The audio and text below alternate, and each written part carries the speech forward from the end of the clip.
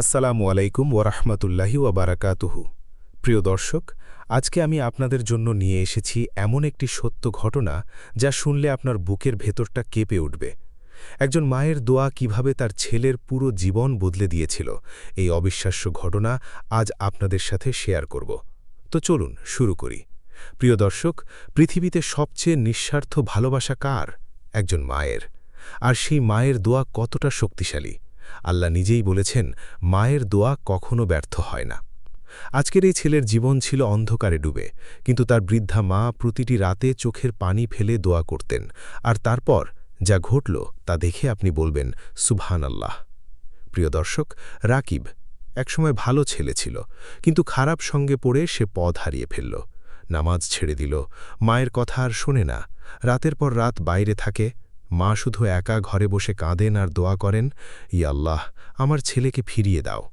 প্রিয় দর্শক, প্রতিটি রাতে মা তাহাজ্জুদের নামাজ পড়তেন, সিজদায় পড়ে থাকতেন ঘণ্টার পর ঘণ্টা, চোখের পানিতে জায়নামাজ ভিজে যেত। তিনি বলতেন, ইয়া আল্লাহ, আমি তোমার কাছে আমার ছেলেকে চাই, তুমি তাকে হেদায়াত দাও। আর আল্লাহ সেই দোয়া শুনছিলেন।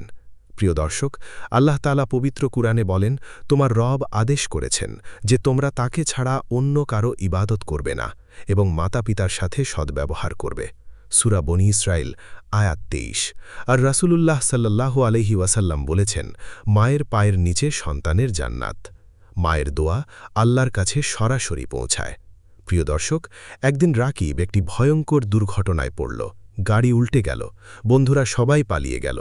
রাকিব একা রাস্তায় পড়ে আছে, মৃত্যু যেন সামনে দাঁড়িয়ে। সেই মুহূর্তে তার মনে পড়ল মায়ের মুখ, মায়ের কান্না, মায়ের দোয়া। সে চোখ বন্ধ করে বলল, ইয়া আল্লাহ, মাফ করো। আর তখনই অলৌকিকভাবে সে বেঁচে গেল। প্রিয় দর্শক, হাসপাতালের বিছানায় শুয়ে রাকিব কাঁদছে। তার মা পাশে বসে মাথায় হাত বুলিয়ে দিচ্ছেন। রাকিব মায়ের হাত ধরে বলল, মা, মাফ করো আমাকে, আমি আর কখনো আল্লাহকে ভুলব না। মা কাঁদলেন, তবে এবার কষ্টে নয়, আনন্দে।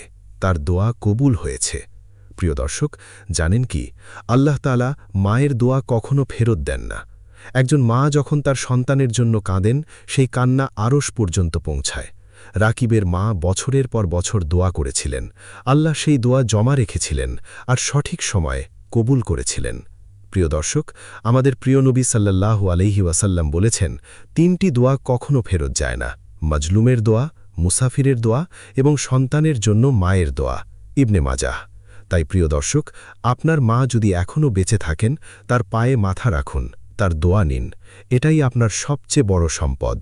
প্রিয় দর্শক, আপনার জীবনেও হয়তো এমন সময় এসেছে যখন পথ হারিয়েছেন, কিন্তু মনে রাখবেন, আপনার মা যদি আপনার জন্য দোয়া করেন, আল্লাহ আপনাকে ফিরিয়ে আনবেনই।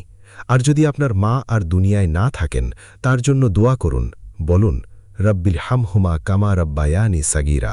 প্রিয় দর্শক, যদি এই গল্পটি আপনার হৃদয় স্পর্শ করে থাকে, এখনই আপনার মাকে ফোন করুন, বলুন, মা, আমি তোমাকে ভালোবাসি। আর এই ভিডিওটি শেয়ার করুন, হয়তো আপনার শেয়ারের কারণে কেউ সঠিক পথে ফিরে আসবে। কমেন্টে লিখুন, আল্লাহুম্মাগফিরলি ওয়ালি ওয়ালিদাইয়া, জাযাকাল্লাহু খাইরান। আসসালামু আলাইকুম ওয়া রাহমাতুল্লাহি ওয়া বারাকাতুহু।